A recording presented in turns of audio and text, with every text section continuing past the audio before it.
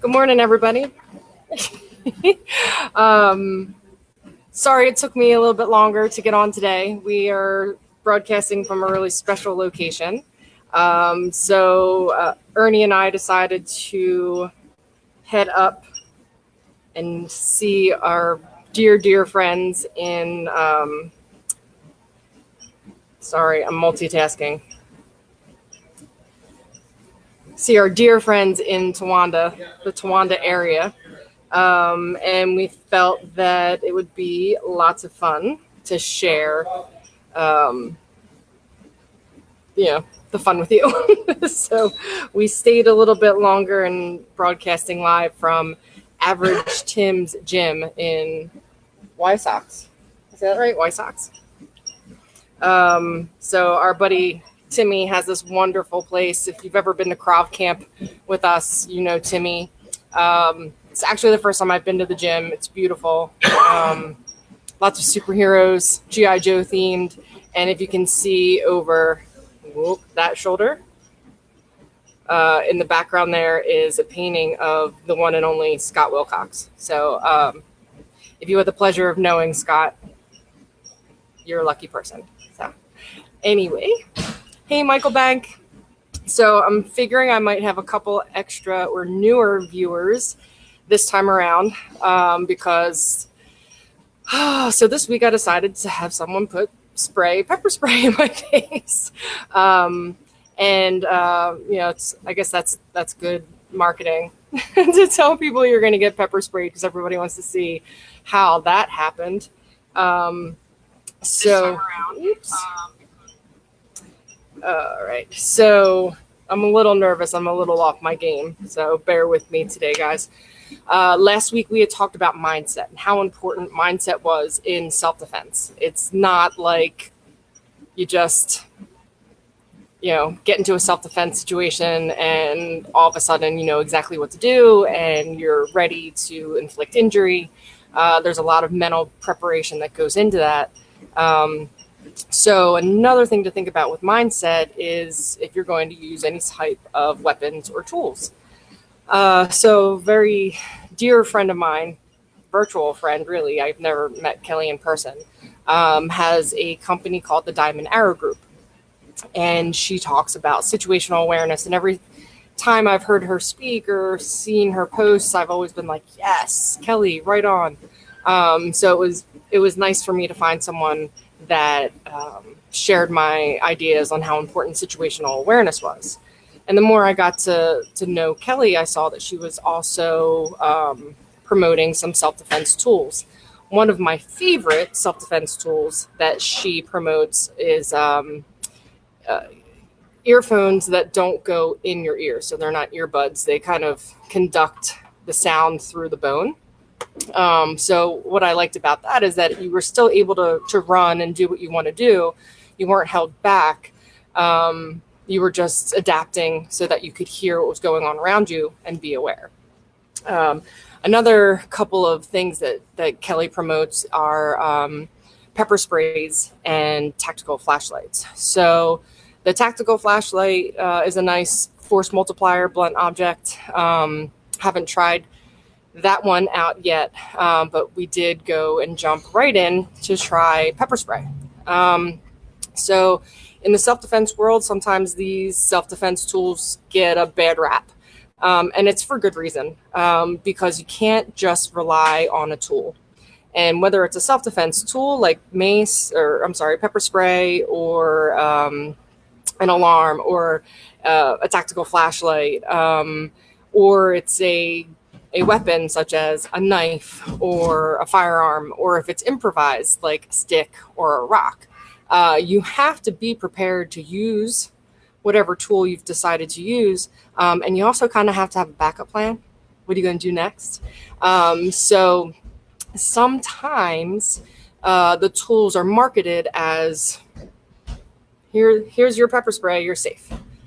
Just make sure you have it in your hand. Don't keep it in your pocket. Make sure it's out. And that's hard for me because it's almost as bad as me saying, here's a defense to a choke. You know how to defend yourself now. Good job. So it's definitely more than just one thing. You always have to have a plan in mind. And the reason that I'm doing all this research into the self-defense tools is because in the book Protecting the Gift by Gavin DeBecker, he talks about a scenario where a woman actually is able to use her key to gouge her attacker's eye. And keys too are definitely, a self-defense tool that many of us self-defense instructors cringe at, because if you put your key between your fingers to punch someone, it really doesn't feel good. If you don't have a backstop, it's just going to come right through, and God forbid you hurt your hand and drop your keys and the attacker is not done attacking. That's bad news. So that's a bad scenario. I think we can all agree at that. But it's not the tool that's bad. It's the way that the tool was used. It was the delivery. It was the way it was carried. It was what was happening afterwards. So the same thing I felt, why can't we have the same conversation about self-defense tools? I don't want to just write off all self-defense tools as horrible things, because pepper spray is very effective. I would say it sucked. I did not, I'll be honest, I didn't expect for it to affect me that much, because I've been brought up in such a culture of pepper spray. Train yourself, don't train with the tool. I was really expecting pepper spray to not affect me horribly, but it did. It did what it was supposed to do. I got a nice big shot right to the eyes. My eyes swelled. My face started to burn. My nose clogged with boogers. I hated it. I wanted it to stop as soon as it happened. But at the end of the day, it didn't stop, and neither did I. So you have to think my end goal was to create a video for you guys, right? That's not really a huge intent. And I was able to fight through the pain and fight off two attackers. So I had two guys holding pads, and I was able to do a gun defense. And the reason the gun defense is important is because a lot of times people say, you get hit with pepper spray and your eyes shut immediately. My eyes didn't shut. My eyelids swelled. It was hard for me to look up, but I could look down easily. I could identify anything that I needed to. And so I just needed to lift my head. And then I was able to see, the training gun. So you can see that my vision has a little bit of a downward look because my strikes, they're not straight out in front. Like I train every day, right? It was very much down, hammer fist. I lost a lot of my body sponsorship. So my strikes weren't as good as they could have been on my best day. But I was still able to strike. And I do have, I was trying to upload the long video for you guys, but I have a short video. There is some language in it. It's not very pretty. I scream like a crazy woman, but you'll be able to see what I could do in the midst of a nice dose of police issue pepper spray. So before I go into that, let me say hi. Hey, Carl, Kimberly, Miranda, how are you? Let's see. Mary's watching. Ryan, Christopher Woods, Katie LaGrady. Hey, how are you? Jonna, Elisa. Wow. Kim and Joanne. Yee. So see, people want to see me get beat up. Everybody's tuning in. All right. So I am going to get my video ready to show you. Show it in the stream here. Get my face out of the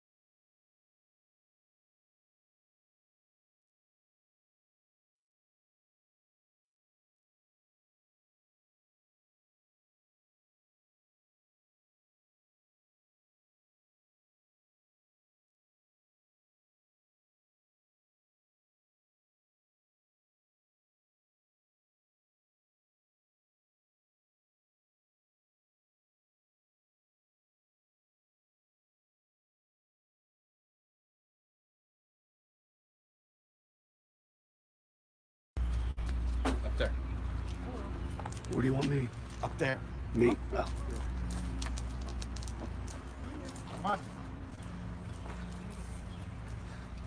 Stand by. Stand by. You ready? Stand by. All right, You ready? Yep. Go. Go. Go. Go. Go. Go. Go. Go. Go. Go. Go. Go. Go. Go, go, go. Go. Go. Red man. Red Go. man. Red man. Come on. Go, go, go. Go. Go, go, go. Go. Get him. Get him. Get him. Here. Get him. Get him. Get him. Hit. Hit. Come on. Come on, Ant. Come on, Ant. Come on.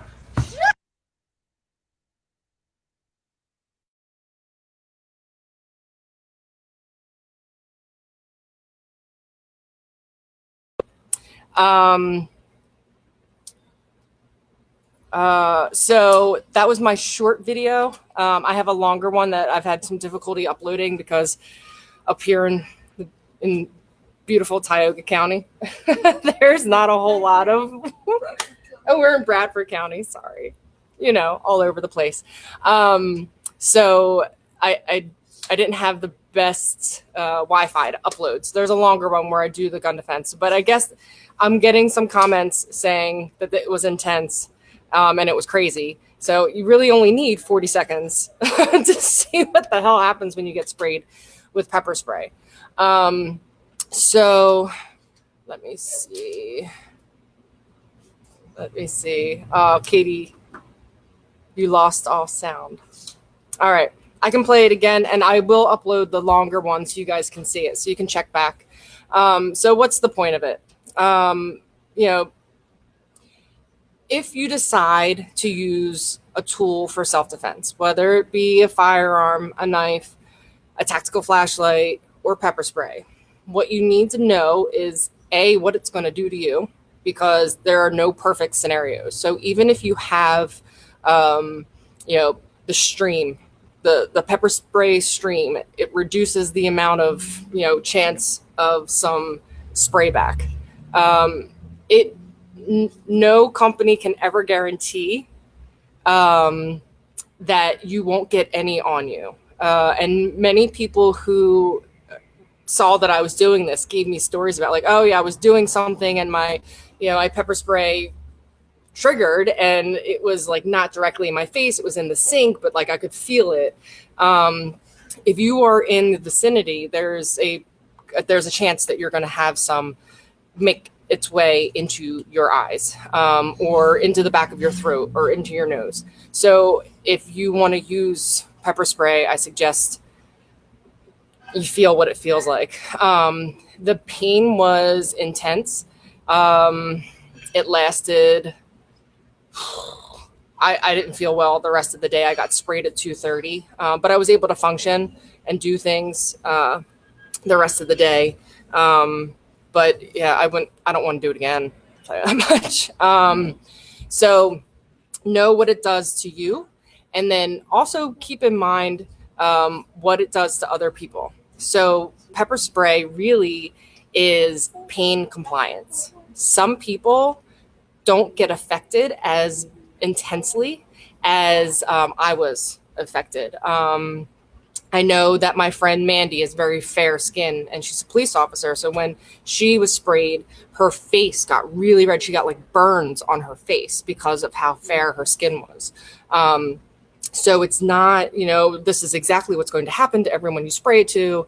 There are no absolutes in self-defense ever, whether you're using your fists or whether you're using pepper spray. You also want to think about, again, where is it? So people who carry knives as their, self-protection means will dress for their weapon. Even people who carry firearms. You should do the same thing if you're carrying your mace or your tactical flashlight. You need to dress for your tool, dress for your weapon, so that you're not fumbling through clothes or fumbling through your jacket pocket, fumbling through a bag to get to it. You've purchased that weapon to use to defend yourself.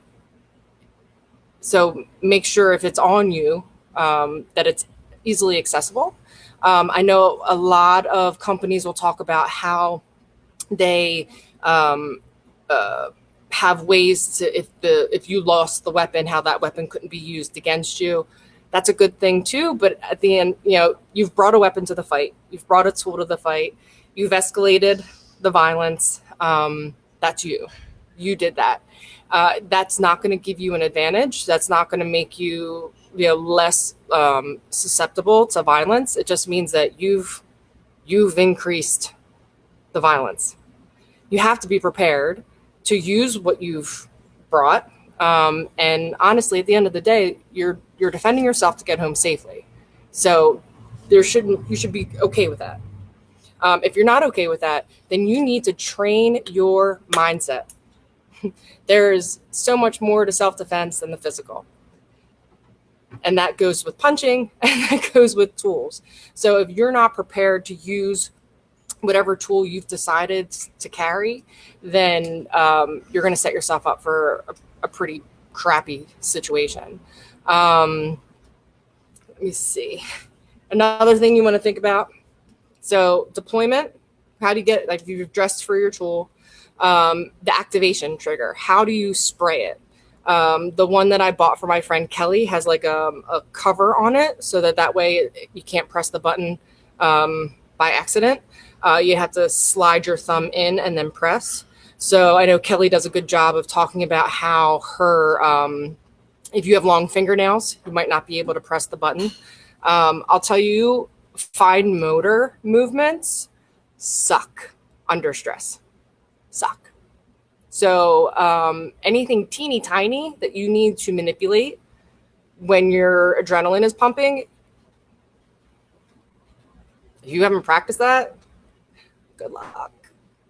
That's why so many of the moves in Krav are so gross motor pattern. So we're not looking to do a fine joint lock. We're looking to use our whole body to transition into an aggressive state. Because under stress, without training, that fine joint lock is very difficult. So there are joint locks in Krav. You learn them as you progress and become more advanced, because you start to train that mindset of kind of being on a little bit more on top of things. So let's see. Sorry. This is your gym, man. Thank you for letting me come here and train and do this. So be mindful of fine little small things. Let me see. Thank you, Adrian. And then at the end, and as Carl had said earlier, there's a lot that you have to be responsible for as to how you're going to prepare. But you also need to know that I'm a 160-pound female who wasn't intent on destroying anyone, and I was able to fight through the pain and hit. So imagine 280 pounds, 6'5", mentally unstable, on PCP, and they've picked you as their target. And, they're not going toe to toe. Maybe they're grabbing you from behind. How likely are you to A, get your mace out and on target? B, how likely are you to get right into the eyes? And C, how prepared are you to strike again and again? The fight's not over until you've rendered that attacker unable to attack. Okay, and you can take that whatever way that you need to. Remember, self-defense is to get home safely. It's not, you're not in a ring, you're not in an octagon. It's not, there's no ref that's going to call it and be like, oh, she's had enough. You'll have enough when you can leave safely. So one of the good things that, once you watch this again, if you want to watch me get sprayed, the first thing I did when he sprayed me was this. You think that might be a really good time to punch somebody in the jaw to try to knock them out? So look for that flinch response. Sometimes you need to set up the knockout punch or set up the big punch, the big strike, set up the injury that's going to help you to get away safely. And you can use your mace or your pepper spray. I knew I was going to keep on saying that. Sorry, guys. You can use your pepper spray to set it up. And even I was talking with Doug, the police officer who helped me do this, and he's like, yeah, if I have to good grief, if I have to spray somebody, it's when they pull back, because it's that reflex. Even if you're, think about walking down the beach and the wind blows and you get a piece of sand in your eye. Ooh, right? It's that reflex that your body naturally has. You need to understand that that's when you need to capitalize. So that that pepper spray might be setting you up so that you can go hands-on to create enough injury to get away safely. Let me see. I'm going to go back here. Carl said it also shows you're not out of the woods if you spray someone. Yep. Unless against excited delirium. Like if the attacker was delirious. Carl, I think. Another story that I use all the time is my jiu-jitsu instructor was a police officer in Baltimore, and he was trying to take a suspect in, trying to arrest, and the suspect was resisting arrest. So, he's trying to do his job, and the person's resisting. So it was a larger male. He was obviously intoxicated. He broke his wrist. Nothing. Broke his elbow. Nothing. Broke his orbital. Nothing. There was nothing stopping this person. The pain of broken bones wasn't stopping this person. And they were, aggressively coming at him. So he had nothing, that he could do besides just shutting him down completely. Pain wasn't it. Pain compliance is something that is useful for setting up injury, but pain isn't going to be the same for everyone. Let me see, have it accessible. I wouldn't be able to find mine in my purse, going to clip it onto my keys. So the tough part about putting anything on your keys is if you drop it, then your keys are on it, which is tough. So sometimes people will even say, like, oh, when you're walking to your car, when you're walking to your house, have your keys out ready to go. That's tough. It depends on the situation. You just want to be mindful that if you drop your keys, then, what's your exit strategy? If those keys were going to get you into your car, if those keys were going to get you into your house, now you just need another exit strategy.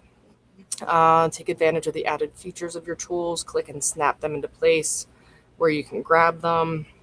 Good point. Especially, Carl,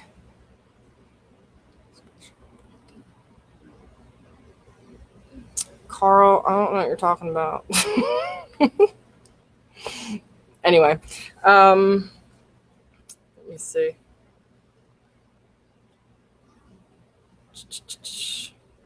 Especially against ED. So what we've been talking about, this is our 7th Krav Coffee, and some of you have been here for all of them, and you can see it's layered learning. There's no easy to swallow pill that's like, just do this and you'll be fine. 5 self-defense tips everyone should know. No. Well, just, you have to, think back to where we started. Awareness. The more aware that you can be, the more time you have to have options to create what you need to escape. So time, options, escape. That's what's going to be your best case scenario. If you have to engage, you have to think of so many things. How many of us are parents? Would you deploy your pepper spray while you were holding your child's hand? Seeing what it did to me? It's just like with a firearm. You just can't fire into a crowd. You need to know what your backstop is. So what are you going to do when the situation no longer just involves you and the bad guy? Right? When it's no longer you or me, buddy. It's you or me, or, oh my God, all the other people around me. So you want to avoid the need to go hands-on, because things get very messy and very complicated very quickly. If you're unable to avoid, then you need a switch. You need a go switch. And it's like, that's it, man. You're standing between me and my exit, and that means I have to roll through you. And roll through you by whatever means possible. And that is not something you can just do overnight. Some of us can. Oh, what's a backstop? So if my weapon of choice was a firearm, and I had the attacker standing in front of me, but I had a crowd of 6 innocent bystanders behind my attacker, then I really shouldn't point my weapon in that direction. Because if I missed, then you can imagine how horrible that would be. So you always want to keep your firearm pointed in a safe location. So same thing, that if you want to relate that to the pepper spray, if my attacker had approached me, and because the pepper spray allows you to have a 12-inch stream, say I wanted to spray at that 12-inch mark, and there were people around me, then other people could get residual pepper spray, and then you're looking at a civil suit on top of defending yourself in court for whatever injury you inflicted on your attacker. Because for it to be self-defense, you have to admit to doing something, right? So there's some legal stuff that goes into it. Let's see.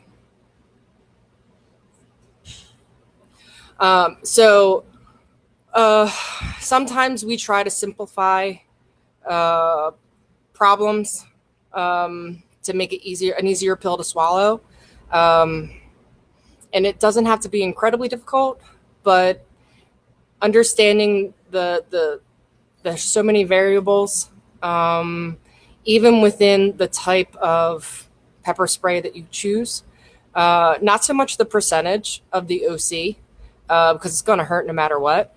But like if paramedics, for example, if they're using the spray to calm somebody down who's resisting in the back of the ambulance, they can't spray in the back of an ambulance, right? So there's a foam that you can use, and then that way you don't have as much residual. However, a police officer who would use foam on the bad guy could just wipe it off and throw it back at the police officer. So you ask, Carl, look at that, baby, I got you. You always have to be well-rounded and look at what you're doing. If something makes you uncomfortable, or if you have a question, then ask it. The sad part is that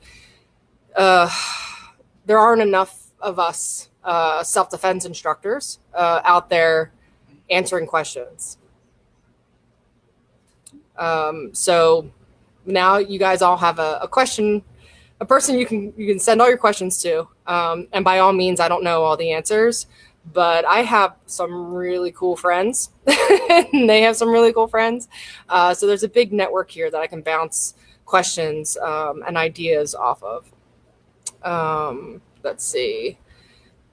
Your pepper spray stream, 17 feet. Keep everybody's safety in mind. And think about it. If you have 17 feet between you and the bad guy, are you going to engage? Come get me. I have my pepper spray. Or come at me. I train Krav Maga. Come on, choke me. I know this one. What? No. If you have 17 feet, girl, get out of there. Save that pepper spray for another day. And, same for going hands-on fighting. If you want to fight, do a contact sport. You can fight. You can train Muay Thai and then go compete. And there you go. Fight. Maybe you can make some money. But don't go out looking for a bad guy to fight against because it's their profession. They picked you because you looked like an easy target, not because they're like, oh, she looks like a challenge. Let's see what happens. I wonder if she'll win. No, it's like, yep, you have your back to me. And maybe you have a bit more confidence than you should. You're in the wrong place. You're at the wrong time. It's great distance. So I do have to, so this is where we can agree to disagree. So the purpose of pepper spray isn't to create distance. The purpose of pepper spray is to cause that physiological response in your attacker. The purpose of awareness is to keep distance. So you don't want to confuse that. Like, how far away do you need to be for me to shoot you with my gun? I wouldn't say that my gun the purpose of my gun is to create distance. Purpose of my gun is to kill. So you have to be careful about that thought process, because sometimes that thought process, when it explained to people who aren't maybe at the right place to hear it, or they can misunderstand, then that's what could give people that sense of security that they shouldn't have. Like, oh, I can take this shortcut down this dark alley because I have my pepper spray in my hand. If your gut says don't walk down that alley because bad stuff's going to happen, don't rely on your pepper spray or the 17 feet of distance that it'll spray. You got to rely on you. Okay? Tools will fail. Techniques will fail. You will not. You need to rely on you. And I understand that there's a bit of a business involved in the sale of self-defense tools, and that's fine. Go for. I'm not, shooting down the sale of them. What I want to just ensure is that we have a real conversation that I could close the distance of 17 feet rather quickly. And once you've sprayed me, I'm going to be really pissed off. And I was already intent on hurting you. So the mindset of the attacker is not a good one. And this was about pepper spray, but it could be said the same thing for firearms. People who carry firearms every day, make sure that they know how many rounds that they have. They have a reload magazine ready. Some people carry 2 guns. So it's not like, if you've chosen a tool, you need to be prepared to use that tool in whatever way you need to. I know a gentleman who is the resume of, like, if you want to look up badass in the dictionary, this person would be there. And the amount of knives that he carries in different places for different reasons, and dresses for each of those knives, that's someone who has some business carrying a weapon. So, okay. So, any other questions, comments, concerns?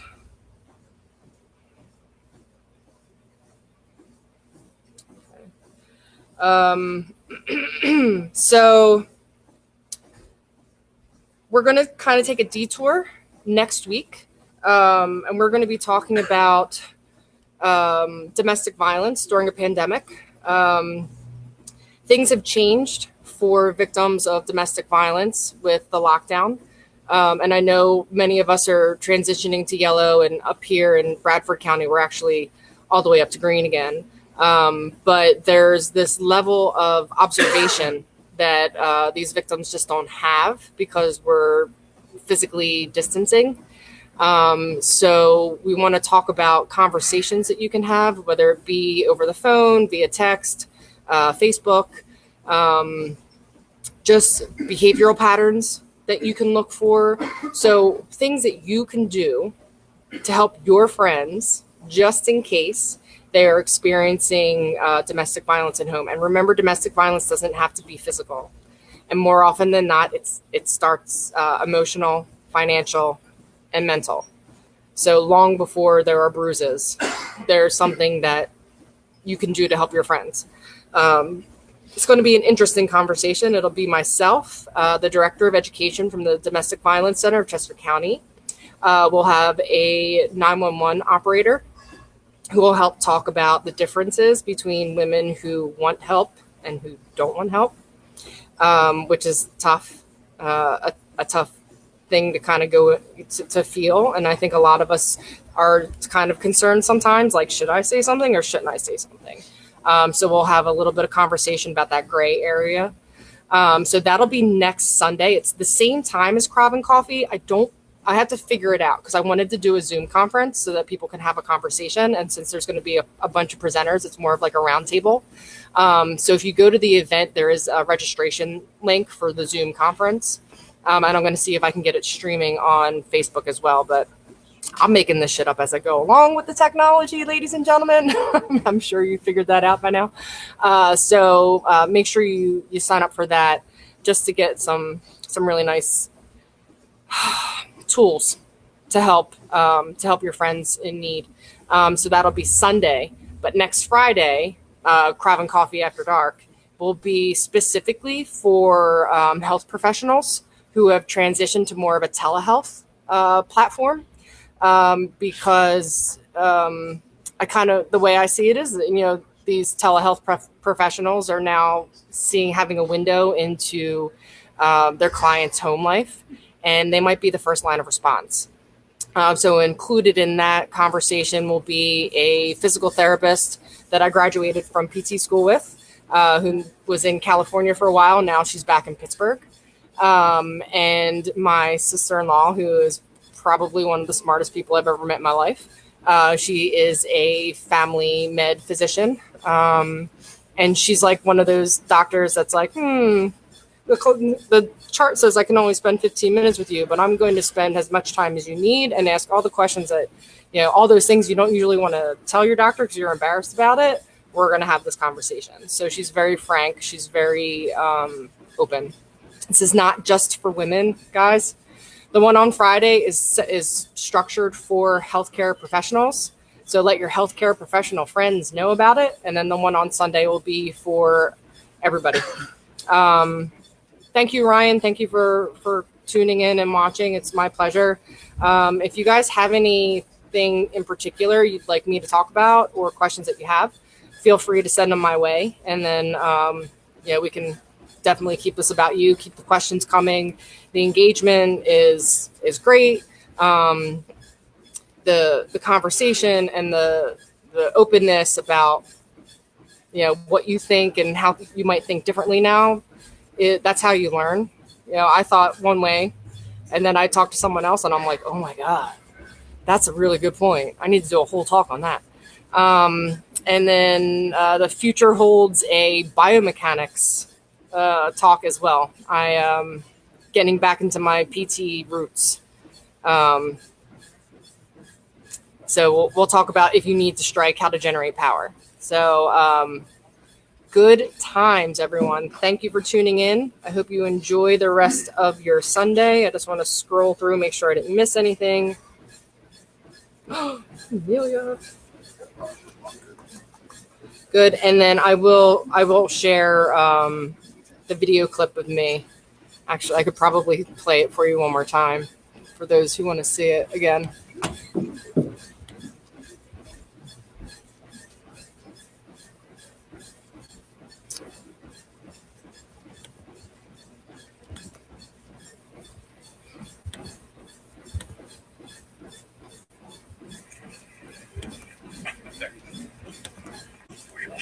Up there.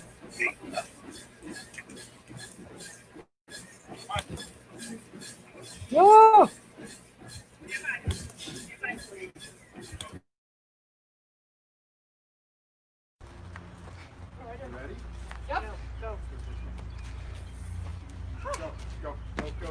Come on. Go, go, go, go, go. Go, Go, go, go. go. Go. Get the red man. Come on. Go, go, go. Go. Go, go, go. Go. Get him. Get him. Get him. Here. Get him. Get him. Get him. Hit it. Come on. Come on, Ed. Come on, Ed. Come on.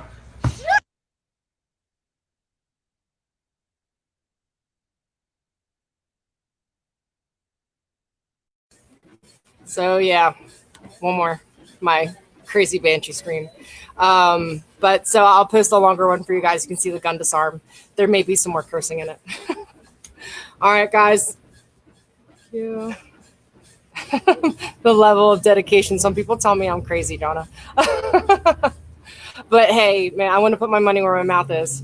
I think I may do a taser demonstration too. Everyone says they'd rather be tased than pepper sprayed. So we'll see how that goes. All right, guys. I don't see any other questions coming up. Just thank yous. I appreciate your thank yous. Thank you for watching. Thank you for tuning in and caring. Thank you for all my Krav people who teach others about self-defense. It means a lot that you continue your education so that you can help your community out. So, all right. All right, guys. See ya. Have a good one.